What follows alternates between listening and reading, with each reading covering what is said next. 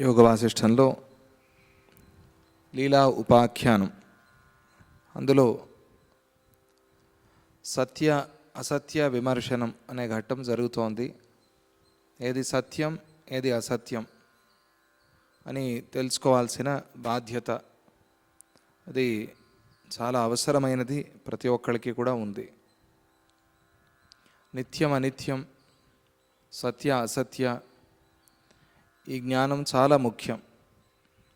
సుఖంగా ఉండాలి అంటే, దుఃఖాలు కలగకూడదు అంటే ఈ జ్ఞానాన్ని ప్రతి ఒక్కళ్ళు భావన చేయాలి. ఏది సత్యం ఏది అసత్యం, ఏది నిత్యం ఏది అనిత్యం. చాలామందికి ఒక అభిప్రాయం ప్రపంచంలో, ఎక్కువగా ఏది తెలుసుకోకూడదు అని కూడా అంటారు. కొంతమంది ఎక్కువగా తెలుసుకోవద్దు, ఎందుకు తలకాయ నొప్పి అంటారు.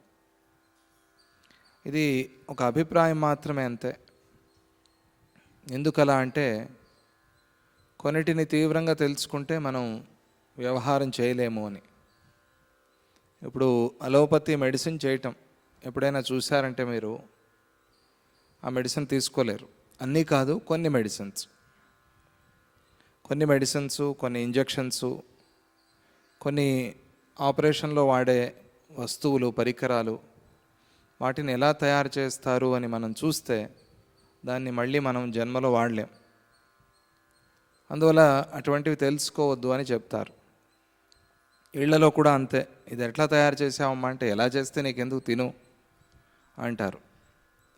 ఎందుకంటే ఒకప్పుడు చిన్నప్పుడు మాకు అనుభవం అయింది. సుబ్బారావు అని ఒక వంటవాడు ఉండేవాడు ఇక్కడ. చాలా సేవ చేస్తూ ఉండేవాడు పాపం ఆయన. ఆయన ఒక కొత్త పదార్థాన్ని మాకు ఇంట్రడ్యూస్ చేశాడు ప్రొద్దునే. ఏమిటది అంటే కిచిడి. అప్పటి వరకు పేరే వినలేదు నేను, మొదటిసారే వినటం. కిచిడి అని పేరు పెట్టి ఒకటి పరిచయం చేశాడు మాకు. అప్పటి వరకు ప్రొద్దునే సాధారణంగా ఆ చిన్నతనంలో ఎవరు ప్రొద్దున పూట తిండి తినరు, బాగా ఆకలి అయ్యేంత వరకు కూడా తిండి తినరు. అది అటువంటి వయస్సు అది. ఆ ప్రొద్దునే వేద పాఠశాల నుంచి మేము ఎవరము ప్రొద్దున తిండికి వెళ్ళేవాళ్ళం కాదు, చాలా అపురూపం, చాలా తక్కువ. మధ్యాహ్నం ఒకేసారికి భోజనం చేద్దామని ఉద్దేశం. బాగా ఆకలి అవ్వాలి, ఆడి పాఠాలు చదివి అప్పుడు వెళ్ళి భోజనం చేయటం. ఈ కిచిడి ఇంట్రడ్యూస్ అయిన తర్వాత అందరూ వంటింట్లోనే ఉన్నారు. అప్పటి వరకు ఖాళీ కాని ఇడ్లీలు, ఉప్మాలు అన్నీ కూడా ఇప్పుడు ఖాళీ అయిపోతున్నాయి. ఇదేంటిది చాలా బాగుంది అని కొన్ని రోజులు తిన్న తర్వాత, ఇది ఎట్లా చేస్తాడు ఈయన అని అడిగితే మాత్రం ఎవరికీ చెప్పేవాడు కాదు. ఇది ఎలా తయారవుతుంది కిచిడి అంటే ఎవరికి చెప్పడు ఆయన. చాలా రహస్యం అది. అవన్నీ మీకు చెప్పకూడదు అనేవాడు. కానీ ఒక క్యూరియాసిటీ ఉంటుంది కదా, ఎలా తయారవుతుందో తెలుసుకోవాలి అని. మేము ఒక సిఐడి తయారు చేసాం, ఇది తెలుసుకోవాలి అని. చూస్తే మాకు తెలిసింది ఏమిటి అంటే, మిగిలిపోయిన ఇడ్లీని కలిపి కిచిడి అనే పేరుతో మాకు పెడుతున్నాడు. అప్పటి వరకు వేడివేడిగా చేసి పెడితే తినలేదు మేము. పొంగలు, ఉప్మా, ఇడ్లీ ఇవన్నీ హాయిగా అప్పుడప్పుడే ఫ్రెష్గా వేసి పెడితే అది నచ్చలేదు మాకు. వద్దులే అనిపించేది. ఈ కిచిడి, నిన్నటి ఇడ్లీలు ఈరోజు ఉప్మా చేస్తే మాత్రం బాగా రుచిగా అనిపించాయి. అప్పుడు అరే ఎంత మోసపోయాం మనం, హాయిగా వేడిగా తినాల్సింది పోయి. ఎన్నోసార్లు చెప్పారు స్వామీజీ కూడా, తినండి ఆరోగ్యంగా ఉంటారు అని, వినలేదు. ఇప్పుడు ఈ కిచిడి రుచించింది మనకి. దాంట్లో కొద్దిగా పసుపు వేసేవాడు. ఆ ఇడ్లీలు పొడి చేసి దాంట్లో కొద్దిగా పసుపు వేస్తే ఆ రంగు మారిపోయేది. చాలా సింపుల్ అది. ఆ ఇడ్లీని పొడి చేసి మళ్ళీ ఒకసారి వేడి చేసి దాంట్లో కొద్దిగా కొత్తిమీర, పసుపు వేసేస్తే, కొద్దిగా ఏది పచ్చిమిరపకాయలు, ఇదేదో కొత్త పదార్థం అని, రంగు మాయ. దీన్ని చూసి అబ్బా ఇదేదో కొత్తది, ఇది చాలా బాగుంది అని తెలిసిన తర్వాత తినాలా వద్దా? ఆ రుచి ఏమో బాగా తలకెక్కింది, నీది తినాలా వద్దా? చూడండి విచిత్రం. అందువల్ల కొన్ని తెలుసుకోకపోవటమే మంచిది. అది తెలిసినా కూడా మానలేకపోయాం అనుకోండి, అది వేరే విషయము. అది అన్నపూర్ణ మందిరంలో ఉన్న ప్రభావం అనుకోండి, అంతే. అక్కడికి వెళ్ళాము కాబట్టి సరే బాగుంది అది రుచిగా అని. తర్వాత మాకు తెలిసినప్పటి నుంచి ఆయన చేయటం మానేశాడు. వీళ్ళు తినరేమో అని. ఏది వేస్ట్ అవ్వకూడదు కదా. అందుకనే సద్దన్నం, పూర్వకాలంలో సద్దన్నం అనేది చాలా ముఖ్యం, చాలా మంచిది. అది పిల్లలకి చాలా మంచి ఆరోగ్యం. సద్ది కొంప అని ఒకటి ఉండేది, మీకు తెలుసో తెలీదో, పెద్ద పెద్ద ఇళ్లలో ఉంటుంది. అంటే ఇప్పుడు మన భాషలో చెప్పుకోవాలంటే సద్ది గది అని. అంటే అక్కడ సద్దన్నం పెడతారు. అక్కడ ఇంకా స్నానం చేసి మడి కట్టుకుని రావాలి, ఇటువంటివన్నీ లేవు. అక్కడ సద్దన్నం పెడతారు, పోయి హాయిగా ఎప్పుడంటే ఎవరంటే వాళ్ళు ఆ సద్దన్నం తినేసి వెళ్ళొచ్చు, వాళ్ళే వడ్డించుకుని తినేసి వెళ్ళొచ్చు పిల్లలు. ప్రొద్దునే పరిగెత్తాలి కదా స్కూళ్ళకి, అప్పుడే లేచి తల్లులు వంటలు చేసి పెట్టాలి అంటే చాలా కష్టం. అందుకనే ఆ సద్దన్నంలో పెరుగు వేసుకుని హాయిగా ఆవకాయ ఏదో నంచుకుని తినేసి వెళ్తారు. అది మధ్యాహ్నం వరకు ఉంటుంది. అది చాలా మంచి, మనలో పిత్తాన్ని పెంచే సమయం అది. ప్రొద్దున్న 10 to 12 అది పిత్తాన్ని పెంచే సమయం అది. ఆ సమయంలో ఖాళీ పొట్టతో ఉండకూడదు. అందువల్ల పూర్వకాలంలో 10కే భోంచేసేవాళ్ళు. అది ఆ గుణం ఉంది మన శరీరంలో, ఆ తత్వం, ఆ వేడికి మనలో పిత్తం పెరుగుతుంది. ప్రొద్దునే ఈ సద్యాన్నం తింటే ఆ పిత్తం బ్యాలెన్స్ అవుతుంది పిల్లలకి, అప్పుడు బాగా చదువుతారు వీళ్ళకి. అందుకనే 10:30, 11కి నిద్ర రావటం పిత్తగుణంతో. నిద్ర రావటం నీరసం కాదు, పిత్తగుణంతో నిద్ర రావటం. ప్రొద్దున పరగడుపున ఖాళీగా ఉంటాం మనం, 12 వరకు 1 గంట వరకు ఖాళీ కడుపుతో ఉండకూడదు. అది చాలా తప్పు, చాలా పొరపాటు. అందువల్ల ప్రొద్దున్నే ఆహారం తీసుకోవాలి. సద్యాన్నం తీసుకుంటే అది ఎంతసేపు అయినా ఉంటుంది లోపల చాలా గట్టిగా. అలాగే చాలా మంచి ఆరోగ్యం అది. అది ఆ రకంగా మాకు ఆ ట్రీట్మెంట్ అయింది చిన్నప్పుడే. ఇది చాలా మంచిది, ఆరోగ్యానికి మంచిది. అలా కొన్ని విషయాలు తెలుసుకోకపోవటం మంచిది అని కొంతమంది అభిప్రాయం. కొన్ని తెలుసుకోకూడదు, అలాగే ఉండాలి అవన్నీ కూడా అని. ఏవి తెలుసుకోకూడదు అన్నారో వాటిని తెలుసుకోకూడదు, వాటి ప్రయత్నం కూడా చేయకూడదు తెలుసుకోవాలి అని. దేనొద్దన్నారు? ఋషి మూలం, గురుమూలం, నదీ మూలం, వీటిని వెతకూడదు. వీటికంటే ఎలా పుట్టింది నది అని వెతుక్కుంటూ పోతే చిన్నగా ఇంత పుడుతుంది తలకావేరిలో. ఇదేంటిది ఈ చిన్న ట్యాప్లో వచ్చినట్టుగా చుక్కలు చుక్కలుగా వస్తుంది, ఇది ఎట్లా పెద్ద నది అయింది అని మనకు అనిపిస్తుంది. ఇదేనా కావేరి నది అని అనిపిస్తుంది. ఋషి మూలం, విశ్వామిత్ర మహర్షి ఋషి మూలాన్ని వెతుకుతూ పోయామనుకోండి, ఏవేవో కథలు మనకి బయటపడతాయి. ఈయన విశ్వామిత్ర మహర్షి అని అనిపిస్తుంది. అది మహాపాపం అది, ఋషి మూలాన్ని వెతకటం. గురుమూలం, గురువులు చెప్తే సరి, గురుమూలాన్ని మనం వెతకూడదు. మనకి గురువు అన్న తర్వాత అంతే, ఆ గురువుని నమ్మి ఆయన మాట వింటూ మంచి మార్గంలో నడవటం. గురుమూలాన్ని వెతుకుతూ వెళ్ళకూడదు. అడగచ్చు, మీ మూలం ఏమిటి అంటే, మీ వంశం ఏమిటి, మీ సాధన ఏమిటి అడగచ్చు, తప్పు లేదు. కానీ మనం రీసెర్చ్ చేసి వెతుకుతూ పోకూడదు, అది చాలా తప్పు అవుతుంది, దొరికేది కూడా కాదు అది. ఎందుకంటే పరమాత్మలో ఉంది ఆ మూలం. ఆ మూలాన్ని నువ్వు వెతకగలిగితే, నీకు వెతికే శక్తి ఉంటే ఆయనే చెప్తారు. ఆ గురుమూలాన్ని వెతకూడదు, అంటే శరీరం, ఆ శరీరాన్ని చూసి ఈ శరీర మూలాన్ని వెతుకుతాను అని వెళ్ళకూడదు. అప్పుడేమనిపిస్తుంది, మనలాంటి శరీరమే కదా ఇది అని అనిపిస్తుంది గురువు విషయంలో. అది మహాపరాధం. అది ఉన్న భక్తి కాస్త ఎగిరిపోతుంది. దానివల్ల వచ్చేదేమిటి, నీకు ప్రయోజనం ఏమిటి? అందువల్ల గురుమూలాన్ని, ఋషిమూలాన్ని, నదీ మూలాన్ని వెతకూడదు. దేన్ని వెతకద్దన్నారో దాన్ని వెతకద్దు, దేన్ని వెతకమన్నారో దాన్ని వెతుకు, తెలుసుకో దాన్ని. సత్య అసత్య జ్ఞానం కావాలి అందరికీ, నిత్య అనిత్య జ్ఞానం అందరికీ కావాలి. దాన్ని వెతికి తెలుసుకోవాలి. ఎందుకంటే అనిత్యాన్ని నిత్యం అనుకుంటూ ఉన్నాం, నిత్యాన్ని అసలు పట్టించుకోకుండా ఉన్నాం. ఇది మన స్థితి. అందువల్ల దాని నుంచి బయటికి రావాలి అంటే సత్య అసత్య జ్ఞానం, ఆ అన్వేషణ అనేది కావాలి. అందువల్ల దాన్ని చెబుతూ ఉన్నారు, దాన్ని మనం మాట్లాడుకుంటూ ఉన్నాం. లీలోపాఖ్యానంలో స్వప్న జగత్తు, ఈ జగత్తుని ఎలా మనం చూడాలి, ఎలా అర్థం చేసుకోవాలి, ఈ ప్రపంచాన్ని ఎలా చూడాలి అనే మాట గురించి మనం మాట్లాడుకుంటున్నాం. క్రియాయోగ సాధక బోధకులు వచ్చారు. ఈరోజు నుంచి 3 రోజులు ఆ తరగతులు కూడా జరుగుతున్నాయి. ఇది చాలా ముఖ్యమైన విషయం. యోగం అంటే జ్ఞానం, సాధన, ఆసనాలు ఇవన్నీ ఉన్నాయి. ఇవన్నీ ఎందుకు అంటే జ్ఞానం కోసం. ఆ జ్ఞానమే సర్వశ్రేష్టమైంది. అందువల్ల క్రియాయోగ సాధక బోధకులందరూ నిత్యానిత్య వస్తు వివేకం అంటే ఏమిటి తెలుసుకోవాలి. ఇది బయట చెప్పొద్దు, మనం బయట ప్రచారానికి కాదు. ఇది ఎవరికి వాళ్ళకి, ఉపాసన సాధన కోసం, ఆధ్యాత్మిక సాధన కోసం, ఆధ్యాత్మికంగా మన ఎదుగుదల కోసం. అందువల్ల అందరూ క్రియాయోగ సాధక బోధకులు తెలుసుకోవాలి. అటువంటి విషయాన్ని మనం మాట్లాడుతున్నాం. యోగవాసిష్టం చాలా మంచి గ్రంథం, ఎన్నో సందర్భాల్లో స్వామిజీ చెప్పారు. అందులో బయట చెప్పాలి అని అనుకుంటే మాత్రం మీరు వైరాగ్య ప్రకరణం మాత్రం చెప్తే చాలు, మిగతా అన్ని ప్రకరణాలు చెప్పొద్దు, అది వాళ్ళకి అర్థం కూడా కాదు. లేదా ముముక్షు వ్యవహార ప్రకరణం, అది కూడా చెప్పచ్చు. అది స్థాయిని బట్టి ఎవరైనా అడిగితే ఈ విషయాల్ని మనం చెప్పాలి అనుకుంటే సమాజానికి చాలా ఉపయోగపడే విషయాలు. అంటే డబ్బే సర్వస్వం అనుకుని ఏవేవో చేస్తున్నారు ఈ కాలంలో, చేయకూడని పనులన్నీ చేస్తున్నారు, అధర్మ మార్గంలో వెళ్తున్నారు, అవన్నీ మనం చూస్తున్నాము. అలాగే పిల్లలకు కూడా అలాగే చెప్తున్నారు పాఠాలు కూడా, సంపాదన ప్రధానమని.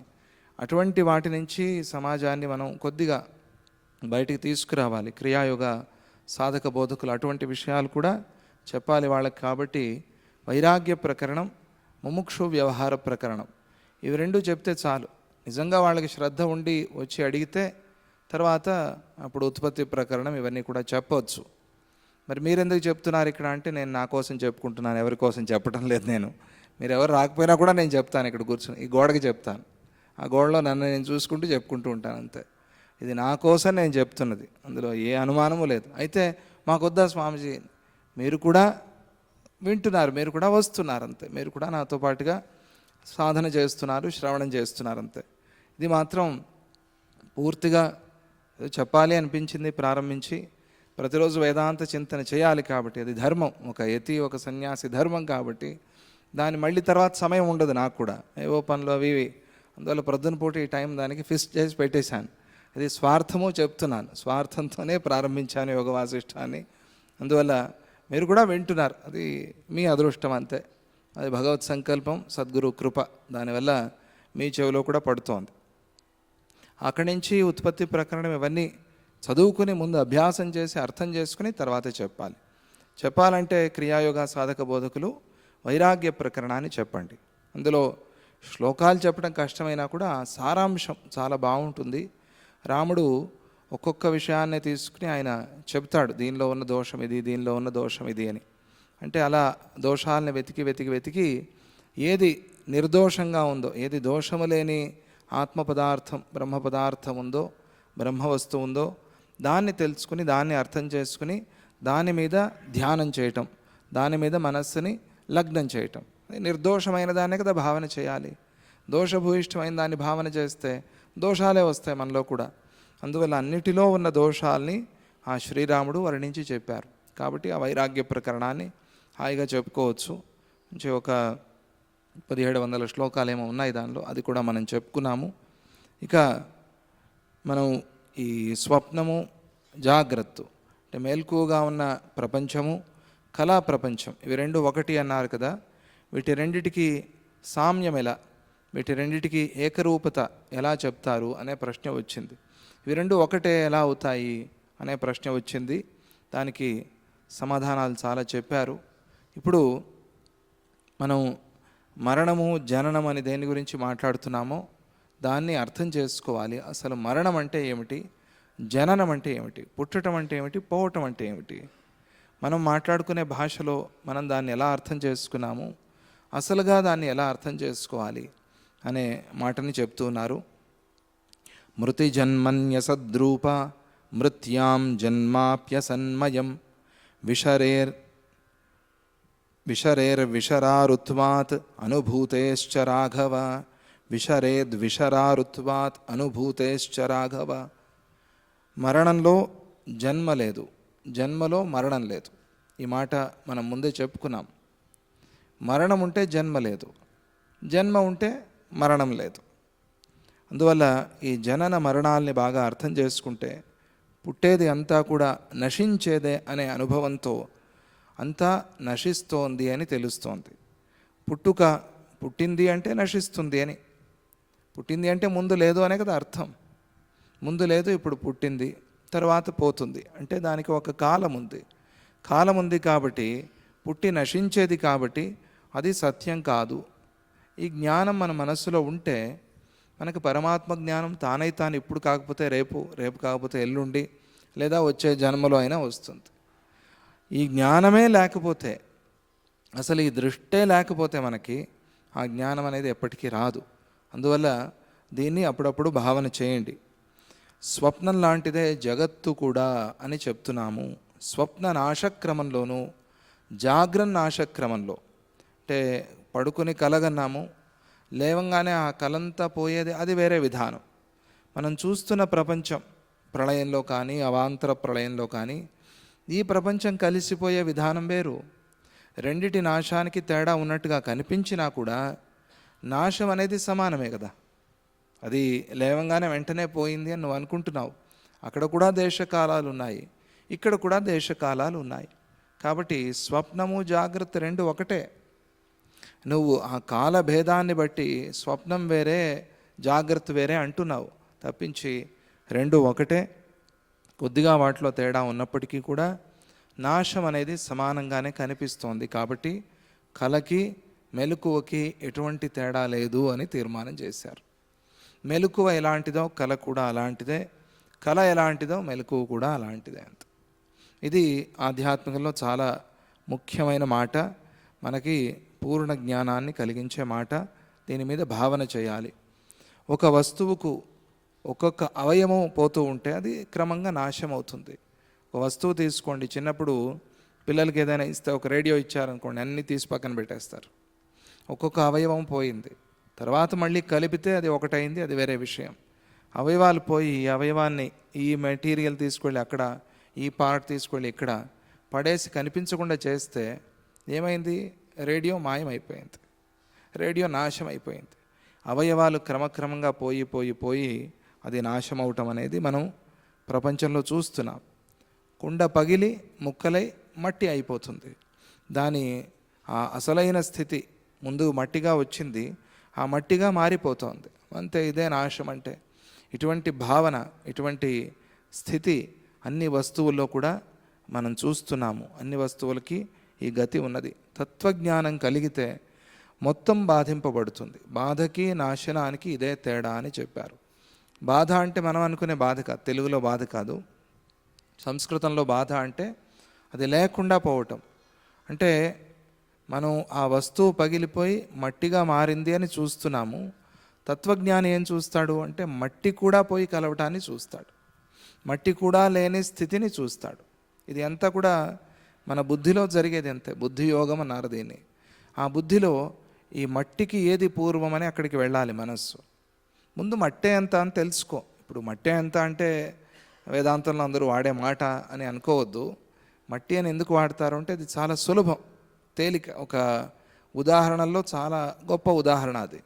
ఎందుకంటే తొందరగా కలిసిపోతుంది, ఆ మట్టిలో కుండ అనేది తొందరగా కలిసిపోతుంది, అందువల్ల దాన్ని వాడతారు. చాలా తేలిక చేశారు, సులభం చేశారు శాస్త్రాన్ని ఈ ఒక దృష్టాంతాన్ని చూపించి. ఆ కుండ ముక్కలై, ఆ ముక్కలుగా కపాలం అంటారు, కపాలాలుగా మారి తర్వాత మట్టిగా కలిసిపోయింది. ఈ మట్టి అని తెలుసుకో, తర్వాత అక్కడికి ఆగద్దు. ఈ మట్టిని కూడా అలా అలా అలా వెనక్కి తీసుకువెళ్తే మట్టి ఎక్కడ ఉంది? ఉన్నది పరమాత్మ చైతన్యం, అక్కడికి మనస్సు వెళ్తుంది. తత్వజ్ఞాని పూర్తిగా మట్టిని కూడా తీసేసి ఆ చైతన్యాన్ని చూస్తాడు. మనం ఆ చైతన్యాన్ని పొందేందుకు దీన్ని నిదానంగా సాధన చేయాలి. బాధ అంటే కారణం కూడా లేకుండా పోవటం, దాన్ని బాధ అంటారు. కారణం కూడా లేదు. కార్యం అంటే జగత్తు తయారైంది, వస్తువు తయారైంది, దీనికి కారణం మట్టి. ఆ మట్టిని చూడటం అది ఒక జ్ఞానం. ఈ కారణం కూడా లేకుండా పోవటం, సర్వకారణ కారణం, అది ఒక స్థితి ఆధ్యాత్మిక మార్గంలో. అన్ని కారణాలకు ఆయనే కారణమై ఉన్నాడు అని. ఎన్ని తయారైనా కూడా మట్టి కుండ, ఇంకో ఆ కుండతో పాటుగా ఏదో ఒక గ్లాసు, ఏదో బొమ్మ, అన్నీ మట్టితో తయారైనవే. దీనికంతా మూలం మట్టిలో ఉంది అని చూస్తాడు కదా. మట్టే ఇది, మట్టి బొమ్మ, మట్టి పాత్ర, మట్టి కుండ, అలా చూసినట్టుగా అన్ని కారణాలకి కారణమైంది పరమాత్మ అని చూడటం, అది ఒక స్థాయి. కానీ అదే అన్నీ కాదు. కారణాన్ని చూడటమే అన్నీ కాదు, అది మధ్యమ స్థాయి అనుకోవచ్చు. ఉత్తమ స్థాయి వేరేది ఉంది, కారణమే లేదు అని. కారణం ఉంది అంటే కార్యం ఉంది, ఇది ఎప్పటికీ పోదు. మట్టి ఉంది అంటే కుండ తయారవుతుంది. నువ్వు మట్టి అని తెలుసుకుని చేసేదేమో మళ్ళీ వ్యవహారానికే కదా వస్తావు. అందువల్ల మళ్ళీ ఈ జంజాటంలో ఇరుక్కుంటావు. కాబట్టి కారణాన్ని కూడా దాటి వెళ్ళటం, కారణమే లేదు అని. అది నిష్కారణంగా ఉంది అంటే కారణము లేని స్థితిలో ఉంది. కార్యకారణాన్ని తీసేశారు ఇక్కడ వాల్మీకి మహర్షి. కార్యము కారణము అనేది లేదు, ఉన్నది ఆ పరమాత్మ పరబ్రహ్మ ఒక్కటే అని. ఒకటే ఉన్నప్పుడు అది కారణమా కార్యమా? ఏమవుతుంది? ఒకటే ఉంది అంతే, అలాగే చెప్పాలి అంతే. ఉన్నది మట్టి ఒకటే అనుకోండి, కుండ అనేది ఇంకా పుట్టనే లేదనుకోండి, ప్రపంచంలో ఎవరు కుండ అనేది తయారు చేయలేదు. అప్పుడు మట్టి ఏమవుతుంది? కారణమా కార్యమా? ఎవరికి ఆలోచన కూడా రాలేదు. కుండ తయారు చేద్దామన్న ఆలోచన కూడా ఎవరికి రాలేదు. అటువంటి స్థితికి బుద్ధిని తీసుకువెళ్ళండి. ఇంకా ప్రపంచంలో మొదటి కుండ అనేదే పుట్టలేదు. ఎక్కడ ఎవరి బుద్ధిలో కూడా పుట్టలేదు. బుద్ధిలో పుడితే కుండ పుట్టినట్టే. కుండలు తయారు చేయకపోయినా కూడా బుద్ధిలో ఉంటే కుండ పుట్టినట్టే. అక్కడ కూడా పుట్టలేదనుకోండి, అసలు ఆ సంస్కారం కూడా లేదు. అప్పుడు మట్టిని ఏమంటావు? కారణం అంటావా, కార్యం అంటావా? ఏమీ అనవు, మట్టి అంతే అది. అలాగే ఆ స్థితిలో ఏం మిగిలింది? పరబ్రహ్మ మాత్రమే మిగిలింది. ఏకత్వాన్ని చూడటం అంటే ఇది, ఈ విధానం. దీంతో ఏకత్వాన్ని చూస్తాను.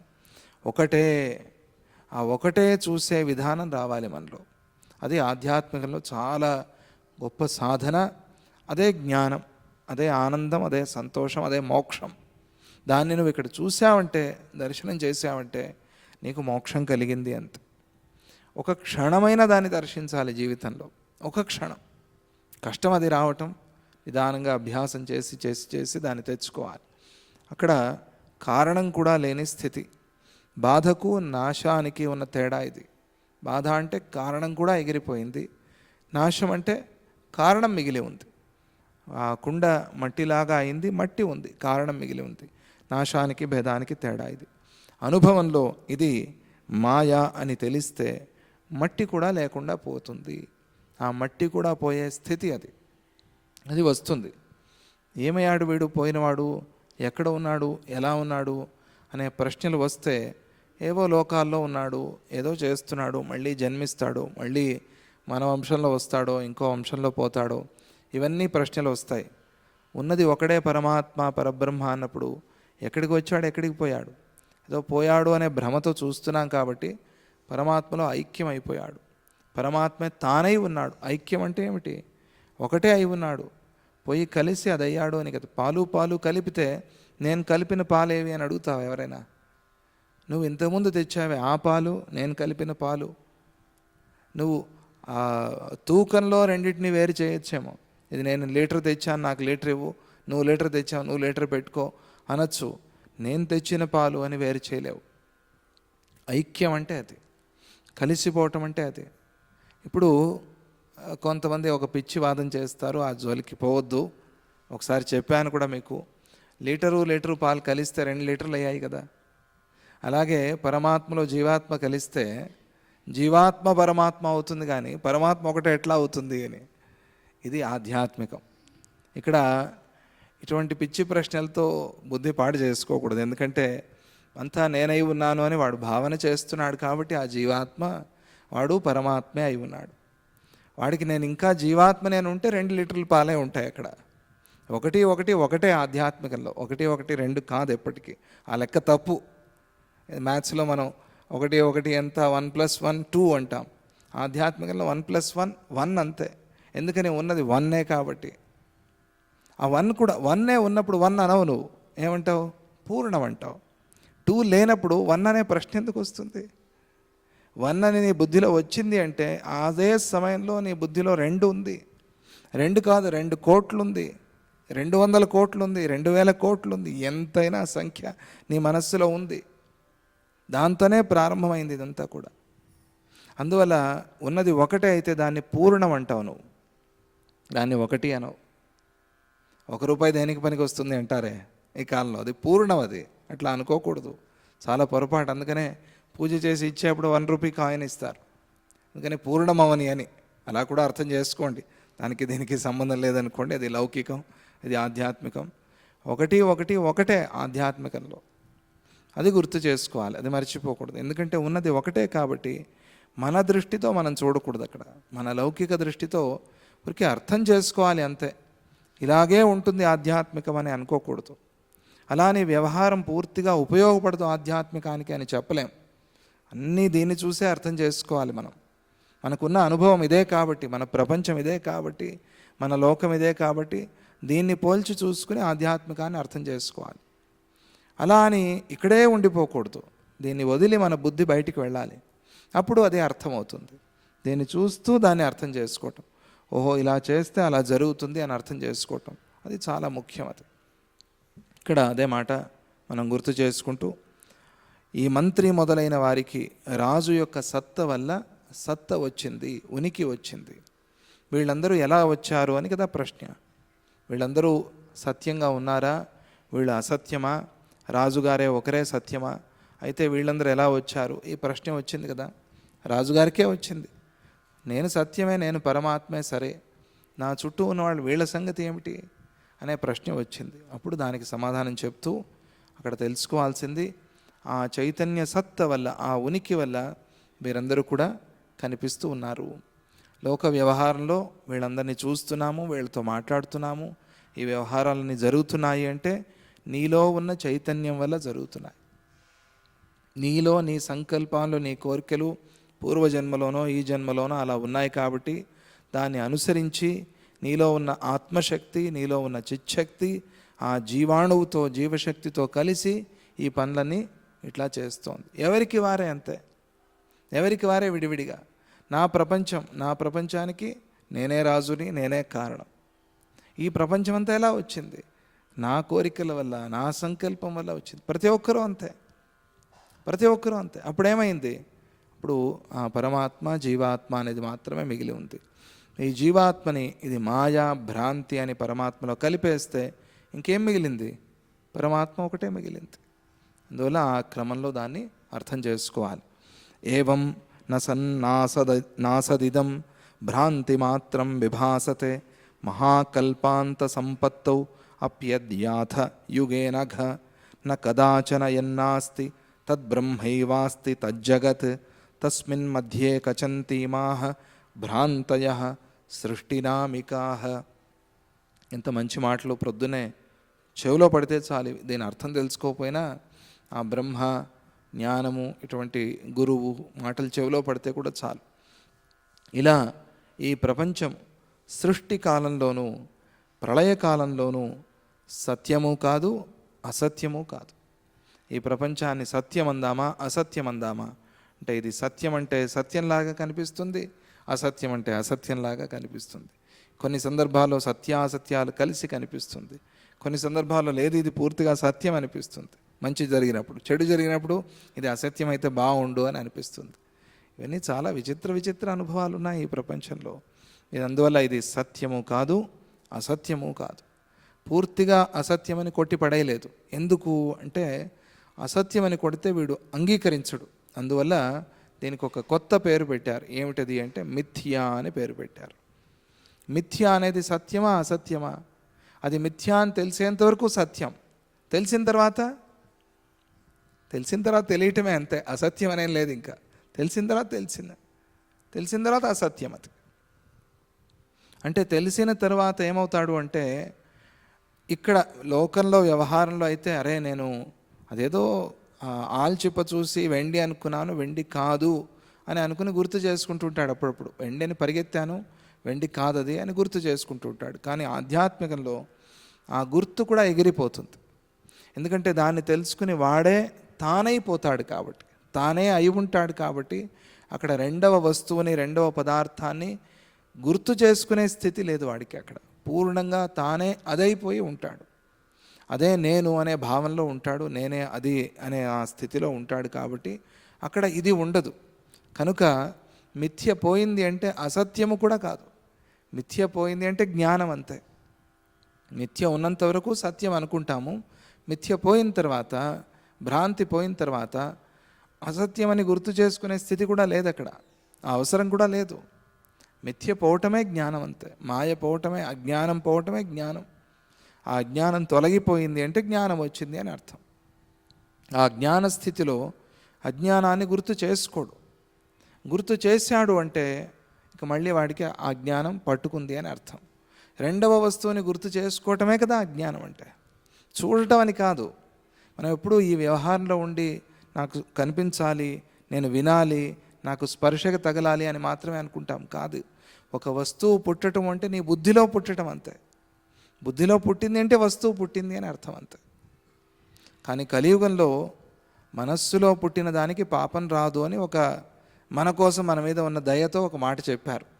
మనస్సులో ఏవైనా భావాలు వచ్చాయి, ఏవో రాకూడని చెడు భావాలు వచ్చాయి, దానికి అంత పాపం ఉండదు అన్నారు. ఎందుకంటే మనస్సు అనేది నిగ్రహించడం చాలా కష్టం కాబట్టి మనస్సులో వచ్చినా కూడా దాన్ని కర్మలో పెట్టకపోతే అప్పుడు నిదానంగా నువ్వు ఉద్ధరింపబడతావు. ఎందుకంటే మనస్సు అనేది అధీనంలో ఉండేది కాదు కదా అని కలియుగం వారి కోసం, పాపం వీళ్ళు అంతగా సాధన చేయలేరు అని ఒక మాట పెట్టారు. అలా అని మనస్సులో మాటిమాటికి అటువంటి చెడు భావాలు రానివ్వకూడదు. అయ్యో వస్తున్నాయా ఇవి, దీన్ని తగ్గించాలి, దీన్ని పోగొట్టుకోవాలి అని ప్రయత్నం చేయాలి. మనస్సులో పుట్టడం, బుద్ధిలో పుట్టడమే పుట్టడం, దాని తర్వాత బయట వచ్చింది ఇచ్ఛాశక్తి, జ్ఞానశక్తి, క్రియాశక్తి కదా. ఇచ్ఛ అయిన తర్వాత జ్ఞానం, ఎట్లా తయారు చేయాలి ఇది అని, తర్వాత క్రియాశక్తి, దాంతో ఒక వస్తువు తయారైపోతుంది. ఆ ఇచ్ఛాశక్తి వచ్చింది అంటేనే ఆ వస్తువు పుట్టింది అని. ఆ ఇచ్ఛ అనేది ఆ బుద్ధిని కూడా లయం చేసేసాడు కాబట్టి ఇక ఆ పుట్టడం అనేది వాడిలో లేదు, ఆ స్థితిలో ఉంటాడు. కాబట్టి మిథ్య పోయిన తర్వాత జ్ఞానమే, మిథ్య పోయిన తర్వాత ఇది అసత్యము అనే మాట కూడా ఆడడు. అందుకనే ఆ స్థితిలో ఉన్నవాడు ఇక పూర్తిగా మౌనంలో ఉంటాడు అని, మానసికమైన మౌనంలో ఉంటాడు. అది ఇక్కడ మనం అర్థం చేసుకోవాల్సిన మాట. ఇది భ్రాంతి మాత్రం అని చెప్తున్నారు. ఏవం న సత్ న అసత్ ఇదం, ఇది భ్రాంతి మాత్రం. దీన్ని భ్రాంతి అని పిలుస్తున్నారు. ఇది భ్రమ, మాయ. ఈ మాయా భ్రమ అనేది లేకపోయినా ఉన్నట్టుగా చూపిస్తుంది, దానికి ఉన్న గుణం అది. ఆ మాయను కీర్తించారు. అమ్మో ఈ మాయ చాలా పెద్దదండి, నీకు నమస్కారం అమ్మా మాయ, నీకు ఒక నమస్కారం, చాలా గొప్పదానివి నువ్వు, మహామాయే, నువ్వు చాలా ఏదైనా చేసే శక్తి ఉన్నదానివి, అటువంటి నీకు ఒక నమస్కారం అన్నారు. ఎందుకంటే మాయ లేనిదాన్ని ఉన్నట్టుగా, ఉన్నదాన్ని లేనట్టుగా, సాధ్యమే లేని దాన్ని సాధ్యమయ్యేటట్టుగా దాని ఇష్టం. అఘటిత ఘటన పటీయసి మాయా, అఘటితం, ఇది సాధ్యమే లేదు ప్రపంచంలో అనేదాన్ని కూడా అయ్యేలాగా చేసేది. అటువంటి శక్తి ఆ మాయకు ఉంది. ఆ మాయని అజ్ఞానం అని పిలుస్తారు. మాయ అంటే వేరేమి కాదు, అజ్ఞానం అని అర్థం అంతే. అంటే ఆ అజ్ఞానాన్నే ప్రార్థిస్తున్నాం మనం, దయచేసి నన్ను విడిచిపో అని. ఇంకా ఏదో భూతం పట్టింది, దయ్యం పట్టింది అంటారు కదా, విడిపించడానికి ఏవేవో చేస్తారు, ఎన్నో ప్రయత్నాలు చేసి చివరికి ఆ భూత శాంతి, ఆ ఉన్న భూతాన్నే ప్రార్థించటం. ఏదో పట్టావు, మా ఇంట్లో వచ్చేసావు, మా ఒంట్లోకి వచ్చేసావు, దయచేసి నన్ను విడిచిపో అని ఆ భూతాన్నే ప్రార్థించటం. భూతాన్ని ఎవరైనా ప్రార్థిస్తారా? భూతం అంటే అది ఏమిటి? అది అసుర శక్తి. దాన్ని ఎవరైనా ప్రార్థిస్తారా? కానీ ప్రార్థిస్తాం. ఎందుకు? ఏమో ఎవరికి ఏ కరుణ దయ కలుగుతుందో తెలియదు, అదైనా మనల్ని విడిచిపెట్టి పోని అని. ఎందుకంటే ఎన్ని ప్రయత్నాలు చేసినా పోలేదు అది, దాన్నే ప్రార్థిస్తారు. ఆ మాంత్రికులు దాంతోనే మాట్లాడతారని చెప్తారే, అలాగే మాయని ప్రార్థిస్తున్నాం. మా దయచేసి నన్ను విడిచిపెట్టి పో, నన్ను పీడిస్తున్నావు అజ్ఞాన రూపంతో, నన్ను విడిచేసి నాకు జ్ఞానాన్ని కలిగేలాగా చెయ్యి అని ప్రార్థన చేయటం.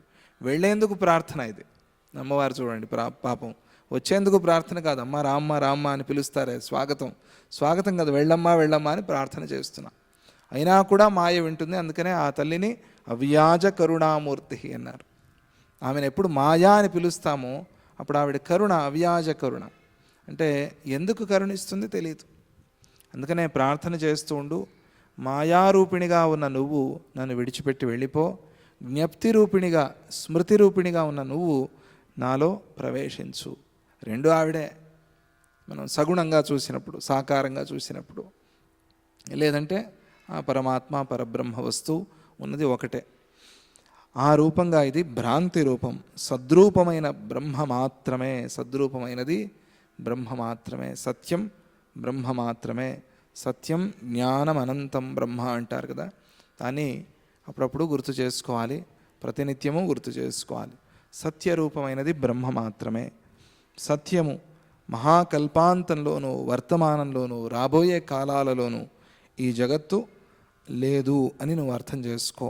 ఇది సత్యం, ఇది శాసనం. మరి ఎలా కనిపిస్తోంది అంటే అది నువ్వు ఆలోచించుకో. ఎలా కనిపిస్తోంది ఈ ప్రపంచం, ఈ ప్రపంచంతో ఎలా ఎందుకు వ్యవహారం చేస్తున్నాను నేను అనేది ఎవరికి వారు ఆలోచన చేసుకోవాలి. కానీ ఈ జగత్తుకు అధిష్టానమైన బ్రహ్మ మాత్రం సత్యంగా ఎల్లప్పుడూ అలాగే ఉంది. ఆ బ్రహ్మ వస్తువు అధిష్టానం లేకపోతే ఇది కనిపించే అవకాశం లేదు. ఏదో ఒక దాన్ని ఆధారం చేసుకునే మనం దీన్ని చూస్తున్నాం. ఆ ఆధారంగా చేసుకునేది ఏదైతే ఉందో దాన్ని బ్రహ్మ వస్తువు అంటారు. అంటే అర్థం ఏమిటి? పోయింది ఏముంది అంటాం మనం. దాన్ని ఆధారం చేసుకునే దీన్ని చూస్తున్నాం కదా, పోయిందేముంది. అరే కాదండి, చూడాల్సిన దాన్ని వేరే విధంగా చూస్తే దానివల్ల ప్రమాదమే కదా, దానివల్ల వచ్చే లాభం ఏముంది. చూడాల్సిన దాన్ని చూడాల్సినట్టుగా చూడాలి, వేరేగా చూస్తే దానివల్ల నష్టమే. అందుకనే ఆ బ్రహ్మ వస్తువే ఆధారంగా ఉంది కాబట్టి ఇది మిథ్య. ఆ చూడాల్సిన దాన్నే చూడు, దాన్నే నువ్వు దర్శించు. దాన్నే బ్రహ్మ దర్శనం అంటారు, దాన్నే ఆత్మదర్శనం అంటారు, సత్య దర్శనం అని కూడా పిలుస్తారు. దానివైపు నీ మనస్సును మళ్ళించు. వ్యోమ్ని కేశోండ్రకానీవ న కచంతీవ వస్తుతః యథా తరంగా జలధౌ తథేమాహ సృష్టయః పరే. మరి అయితే ఉన్నది ఆ అధిష్టానం ఒకటే అయితే ఈ ప్రపంచం ఎట్లా వచ్చింది అని ప్రశ్న. అది ఒకటే అని అందరం మాట్లాడుతున్నాం, అందరికీ తెలుసు. ఉన్నది ఆ భగవంతుడు ఒకటే అని అందరికీ తెలుసు. అందరూ ఆస్తికవాదులు అందరూ ఒప్పుకుంటారు, భక్తి ఉన్న వాళ్ళందరూ ఒప్పుకుంటారు, ఆధ్యాత్మిక మార్గంలో ఉన్న వాళ్ళందరూ ఒప్పుకుంటారు. కేవలం వేదాంతంలో జ్ఞానులు మాత్రమే కాదు, అందరూ ఒప్పుకుంటారు ఆయన ఒక్కడేనండి ఉన్నది అని. మరి ఒకడే ఉంటే ఇవన్నీ ఎలా కనిపించాయి? దానికి ఏమిటి కారణం ఏమిటి? అలా కనిపించేందుకు కారణం ఏమిటి అంటే చెప్తున్నారు. ఏమి కారణము అంటే, ఏమీ లేని ఆకాశంలో అలా అలా వెంట్రుకలు ఎగురుకుంటూ పోతున్నట్టుగా కనిపిస్తుంది కొన్ని సందర్భాల్లో. మనం చాలాసార్లు ఈ ఉదాహరణ చెప్పారు, చెప్పుకోవాలి కూడా అప్పుడు, కానీ ఇది మనకు పూర్తిగా అర్థం కాదు. ఏమీ లేదు అక్కడ, పట్టుకుందామని చూస్తారు, ఏదో ఎగిరిపోతోంది పట్టుకుందామని కూడా చూస్తారు, ఏమీ లేదు ఆకాశంలో. తర్వాత ఓహో ఏదో రోగం వచ్చింది నాకు, లేదా నేను సత్యాన్ని చూడలేకపోతున్నాను, వేరే దాన్ని చూస్తున్నాను అని తెలుసుకుంటాడు. రోగం వచ్చింది అంటే డాక్టర్ దగ్గరికి పారిపోతాడు. లేదా ఏదో నాకు పట్టి పీడిస్తోంది దయ్యం అంటే అప్పుడు పోవాల్సిన వాళ్ళ దగ్గరికి పోతాడు. దీనివల్ల నాకు ఇట్లా ఎగురుతున్న పాములు, ఎగురుతున్న వెంట్రుకలు కనిపిస్తున్నాయి. ఇది మనం చూస్తున్నాం, చాలామందికి అనుభవంలో కూడా ఉంటుంది. డాక్టర్ని కలిస్తే చెప్తారు వాళ్ళు. బ్రహ్మలో ఈ జగత్తులు అట్లా అట్లా పైకి లేస్తూ కనిపిస్తున్నాయి. చూడాల్సిన బ్రహ్మని కాక, చూడాల్సిన ఆకాశాన్ని కాక, ఎగురుతున్న వెంట్రుకలు చూసినట్టుగా చూడాల్సిన బ్రహ్మని కాక నువ్వు ఈ జగత్తుని చూస్తున్నావు. అందువల్ల ఈ జగత్తు కనిపిస్తోంది. కానీ ఇవి ఆకాశంలో కంటి దోషం వల్ల కనిపించే కేశపాశాలలాగా మిథ్యలై ఉన్నాయి అని వేదాంతంలో ఉపనిషత్తులు చెప్తున్నాయి. ఉత్పత్యోత్పత్య లీయంతే రజాంసీవ మహానిలే తస్మాత్ భ్రాంతిమయాభాసే మిథ్యాత్వమహమాత్మని. పెనుగాలిలో ధూళిపుంజాలు ఎగిరిపడినట్లుగా ఈ సృష్టులు కూడా పుట్టి మళ్ళీ బ్రహ్మలోనే లీనమవుతున్నాయి. అయితే మాకేమిటండి, ఎలాగూ లీనమవుతున్నాయి కదా, మేము ఎందుకు ప్రయత్నం చేయాలి? ఆ లీనమవుతున్న సమయంలో కొట్టుమిట్టాడుతున్నది నువ్వే కాబట్టి, దుఃఖాలు కష్టాలు అనుభవిస్తున్నది నువ్వే కాబట్టి దాన్ని నువ్వు తెలుసుకోవాలి. ఎలాగూ పుడతాయి, ఎలాగూ లీనమవుతాయి, మధ్యలో నాకెందుకండి ఇవన్నీ? ఏదో పుట్టానా, జీవించానా, బతికానా, ఉద్యోగాలు చేసుకున్నాను, చాలు కదా, ఎందుకు ఇది తాపత్రయం అని అనుకుంటే ఆ సృష్టి అంతా కూడా నువ్వే చేసుకున్నావు కాబట్టి, ఆ సృష్టి అంతా దానిలో మునిగి కష్టాలని దుఃఖాలని అనుభవిస్తున్న వాడివి నువ్వే కాబట్టి, ఆ పరమాత్మకి దూరమైన వాడివి నువ్వే కాబట్టి, ఆ ఆనందానికి దూరమైన వాడివి నువ్వే కాబట్టి, ఆ ఆనంద స్వరూపాన్ని తెలుసుకోవటం కోసం నువ్వు దీన్ని తెలుసుకోవాలి. అందువల్ల ఆత్మ వస్తువులో ఆరోపించబడుతున్న నువ్వు నేను అనే విభాగాలు మిథ్యలే అని గ్రహించు అని చెప్పటం. నువ్వు నేను, సరస్వతి అమ్మవారే చెప్తున్నారు, నన్ను మళ్ళీ ఏదో జ్ఞప్తి దేవతగా, సరస్వతి దేవతగా చూసి నాకన్నా భిన్నమని చూడొద్దు. దేవతని ఎవరైతే నాకన్నా భిన్నము అని ఉపాసన చేస్తారో వారు పశువులు అని చెప్పారు. పశువులు అన్నారు. పశు దృష్టి అది, మనుష్య దృష్టి కాదది. భిన్నం, నాకన్నా భిన్నం. నేను పూజ చేస్తున్నాను, రాజుగారికి సేవ చేసినట్టుగా అలా చెయ్యొద్దు అని చెప్పారు. ఏమని చేయాలి? ఆత్మభావనతో, అంటే నీకు నువ్వు ఎలా చేసుకుంటావో అలా చేసుకో అని. భక్తి మార్గంలో పిల్లవాడికి తల్లి ఎలా సేవ చేస్తుందో అలా భగవంతుడికి సేవ చేయి అని చెప్తారు. అది ఒక మార్గం అయితే, దానికన్నా పై మెట్టు నీకు నువ్వు ఎలా సేవ చేసుకుంటావో, దానికన్నా గొప్పదే ఉందండి. నీకు నువ్వు ఎలా చేసుకుంటావు, అన్నీ ది బెస్ట్ ఉండాలి అని కదా చూస్తారు ఎవరైనా, నాకు అన్నీ బాగుండాలి అని. లేదండి, నాకు బాగలేకపోయినా పర్వాలేదు, నా సద్గురువుకి, నా భగవంతుడికి బాగుండాలి, అది కూడా నీకోసమే. ఆయన అడిగాడా నిన్ను? నా సద్గురువుకి అన్నీ బాగుండాలి, అన్నీ మంచివే ఇవ్వాలి అని అనుకోవటం కూడా నీకోసమే నువ్వు చేసుకునేది, సద్గురువు కోసం కాదు. ఆ పేరు పెడుతున్నావు అంతే. నేను సద్గురువు కోసం చేస్తున్నాను అని పేరు పెడుతున్నావు అంతే. కానీ నువ్వు చేసేదంతా నీ కోసమే. మనం చేసేవన్నీ మన కోసమే. ఊరికే బయట పేరు. అది సత్యాన్ని మనం ఆలోచన చేద్దాం. ఆలోచన చేస్తే మనం చేసే ప్రతి పని మన కోసమే. మనకి ఇష్టం, మనకి ప్రియం, అందుకనే ప్రియం. మనకి ప్రియం కాలేదా అది అప్రియం. నాకు సుఖాన్ని ఇవ్వలేదా అది సుఖం కాదు. నాకు ఆనందాన్ని ఇవ్వలేదా అది ఆనందం కాదు. అంతే. అంటే అదే ఆత్మ పూజ అంటే. ఎలాగైతే నీకు నువ్వు చేసుకుంటావో అలాగే సేవ చెయ్యని, అలాగే సేవ చేయాలి. అప్పుడు ఆ స్థితి. అందుకనే మంచి మంచివి ఏదో తీసుకొచ్చి పడేయటం అట్లా కాకుండా చాలా జాగ్రత్తగా పుష్పాలు కానీ, మనం పూజకి వాడే ద్రవ్యాలు కానీ చాలా జాగ్రత్తగా మంచివి, మంచి మంచి పుష్పాలు తెచ్చి కట్టి ఇస్తూ ఉంటారు భక్తిగా. అటువంటి పూలమాల తీసుకోవాలి అనిపిస్తుంది.